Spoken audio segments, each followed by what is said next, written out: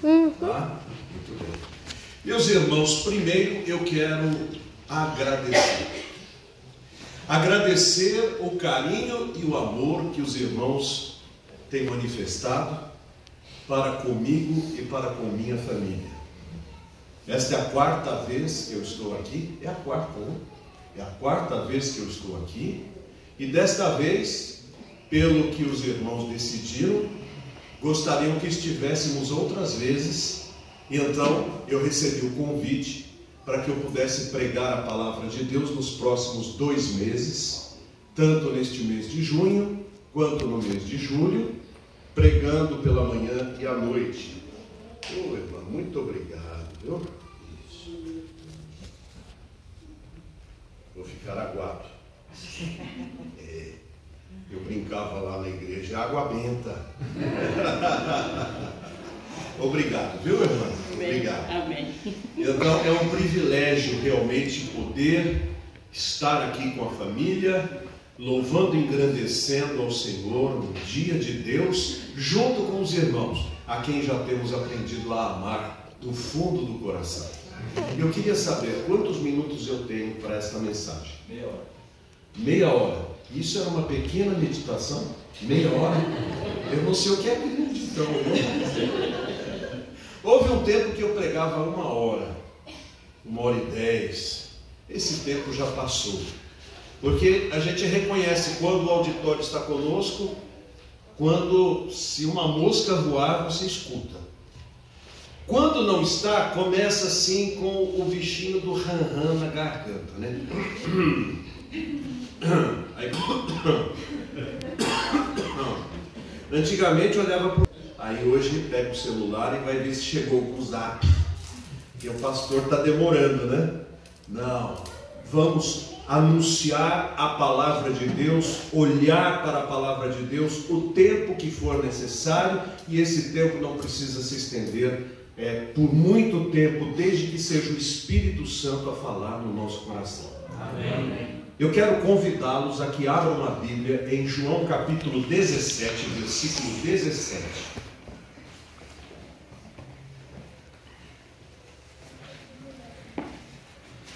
João 17, 17. Vamos ler de pé, meus irmãos, depois nós ficaremos sentados por algum tempo.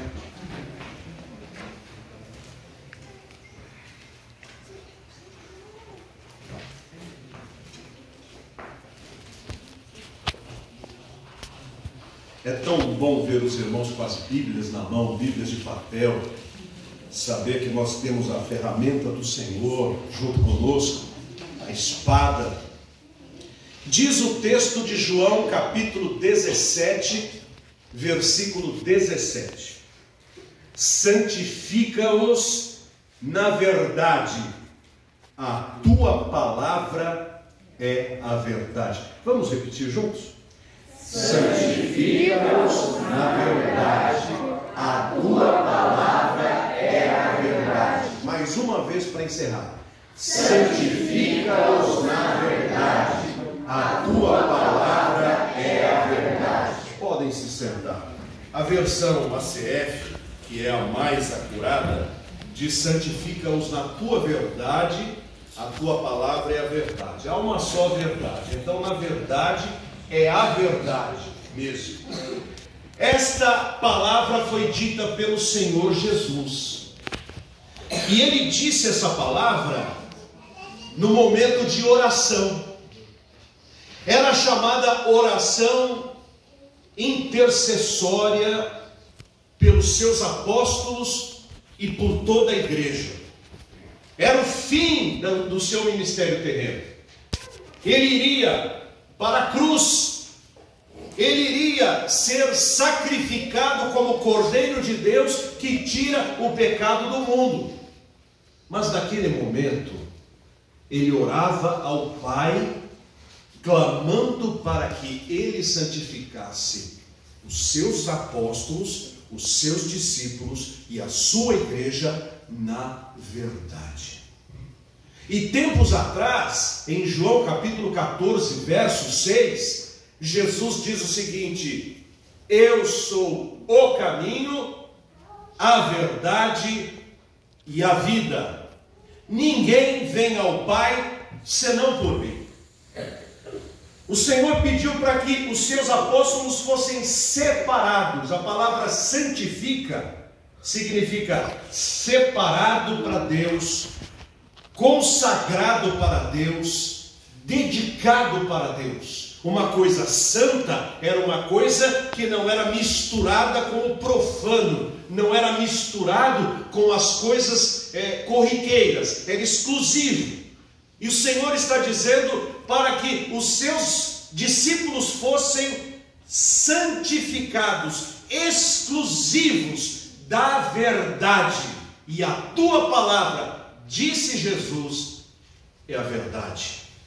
A verdade, meus irmãos, é que esse é o verdadeiro evangelho da livre graça de Deus. Qual seja, não há nada que o ser humano possa fazer para agradar a Deus. Diz-nos os livros proféticos que todas as nossas boas obras diante de Deus são como trapos de imundícia. Ou seja, elas não representam absolutamente nada. Eu não posso alcançar o céu pelas minhas próprias forças. Eu não posso alcançar a glória de Deus cumprindo leis, cumprindo mandamentos. Jesus, quando morreu na cruz, ele pagou pelos nossos pecados e na cruz ele matou a lei e os mandamentos que nos escravizavam a fazer algo que não queríamos atingir. Todos pecaram, diz a Bíblia, e separados estão da glória de Deus. Estamos mortos em nossos pecados, em nossos delitos, e mortos como estamos, não podemos agradar a Deus. A verdade da Bíblia é que somente podemos agradar a Deus se Ele nos ressuscitar dentro do coração, implantando em nós uma nova natureza, um novo coração, uma nova mentalidade, mudando a nossa natureza pecaminosa para uma natureza que o agrade e que louve e glorifique o seu santo nome. O que significa conversão, mudar de vida, mas não mudar de vida para ser salvo, mudar de vida porque foi salvo, porque encontrou a salvação, porque encontrou a fé. Por isso o apóstolo Paulo, numa de suas epístolas, declara peremptoriamente: pela graça sois salvos, mediante a fé, e isto não vem de vós. Não adianta tentarmos agradar a Deus deixando de fazer algumas coisas e fazendo outras. Estaremos perdidos mesmo cumprindo a lei. Antes de que a verdade nos santifique, nós precisamos entender que estamos desesperadamente perdidos. Que se Deus não intervir na nossa vida, iremos para o inferno, onde há choro e ranger de dentes. E então nos voltarmos para o Calvário, nos voltarmos para a cruz, para o sacrifício do Senhor e dizer: Senhor Jesus, a tua morte na cruz foi para a minha salvação. Eu desesperadamente preciso da tua misericórdia. Salva-me, Senhor. Transforma-me, Senhor. E então Deus, na sua infinita graça, injeta em nós uma nova vida, um novo coração e um novo destino. Porque antes iríamos para o inferno, agora com a nova natureza, vamos para o céu. Antes estávamos perdidos e teríamos que prestar contas de todos os nossos atos no dia do juízo final. Agora, os nossos atos todos foram colocados num feixe e Jesus pagou antecipadamente pelos nossos pecados. E quando nos apresentarmos diante de Deus, teremos a marca do Cordeiro de Deus em nós, dizendo: Jesus morreu por ele. Ele está salvo. Ele não vai pagar a sua dívida. A dívida já foi paga na cruz do Calvário. E quando eu recebo esta graça, esta luz da minha vida, a verdade transforma o meu viver de tal maneira que tudo muda. A minha compreensão da vida muda. O meu relacionamento com as pessoas muda. A minha comunhão com a família muda, porque o meu coração foi transformado. É por isso que nós vemos pessoas que antes eram pecadoras, que viviam de acordo com as trevas, e agora são luz do Senhor. Aquele rapaz foi criado numa igreja evangélica e aprendeu a tocar acordeon. Mas na sua adolescência, como ele não era salvo, não tinha experimentado a graça do Senhor na sua vida, foi para o mundo. Ele viu que o que ele aprendera na igreja para tocar era tão financeiramente precioso, que ele foi fazer os seus bailes com a sanfona. E tocava, e o povo gostava de ouvir tocar. Ele sabia todos os sucessos daquelas modas, daqueles baiões, daqueles shotes. Luiz Gonzaga, ele tocava tudo. Mas numa noite o seu coração estava vazio, porque Deus já estava chamando-o. Deus já estava trabalhando com o Espírito Santo no seu coração. E ele estava vazio, mas ele foi tocar, porque não tinha por que não. Tocou às 10 da noite, às 11 da noite, à meia-noite, à 1 da manhã, 2 da manhã, 3 horas ele não aguentava mais. Não tinha mais o que tocar, tocou tudo. Então perguntou: sanfoneiro, toque a última aí. Ele disse: o que é que eu vou tocar? E Deus o fez lembrar do hino: oh, quão cego eu andei e perdido vaguei, longe, longe do meu Salvador. Ele disse: minha gente, eu não lembro de mais nenhuma, mas tem uma que na igreja eu tocava e cantava, e agora eu vou tocar e cantar para vocês aqui na sanfona. Pode ser? Pode, qualquer uma serve. E ele começou a tocar. Foi na cruz, onde um dia eu vi. E ele viu a cruz do Senhor. Na sua mente ele viu Jesus derramando o seu sangue no seu lugar. Meu pecado castigado em Jesus. E ele lembrou das orações do seu pai, da sua mãe, dizendo: meu Deus, nós não criamos o nosso filho para ir para o inferno. Nós não criamos mais um habitante do inferno. Salva o meu filho, Senhor. E ele então, cantando: foi ali pela fé que meus olhos abri. E ele tocando ali, e ele deu um sorriso e disse: e eu agora me alegro em sua luz. Minha gente, eu quero dizer para vocês, essa foi a última música da noite e a última música da minha vida, porque está morrendo aqui um sanfoneiro, está nascendo um servo do Senhor Jesus Cristo. Eu abandono esta vida porque Deus me chamou. Ele morreu na cruz por mim. A sua graça foi manifestada para a minha salvação, para me transformar, para mudar o meu coração. E eu estou abandonando isto aqui. Aquele homem se converteu, se tornou um servo do Senhor, viveu para a glória do Senhor, e a vida dele foi transformada. Agora ele não obedecia a palavra para ser salvo, ele obedecia a palavra porque tinha sido salvo pela graça de Jesus. E quando nós conhecemos a verdade, ela nos santifica, ela nos separa, ela nos transforma. Nós temos a boca transformada. Agora a gente não fala mais palavrões. Conversava ontem com os meus amados filhos que o papai não era convertido até os 14 anos. E aos 14 anos a minha boca era suja. Eu falava palavrões. E a Maria falou assim: o senhor falava, papai? Eu disse: falava, filha, eu não conhecia Jesus. Mas quando eu conheci Jesus, Jesus lavou a minha boca. E ela disse: com sabão, papai?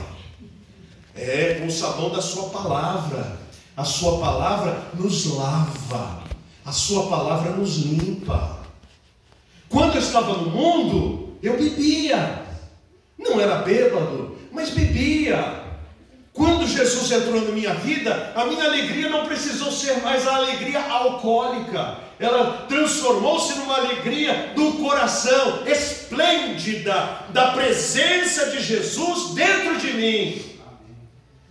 Eu fumava. Com 14 anos eu fumava.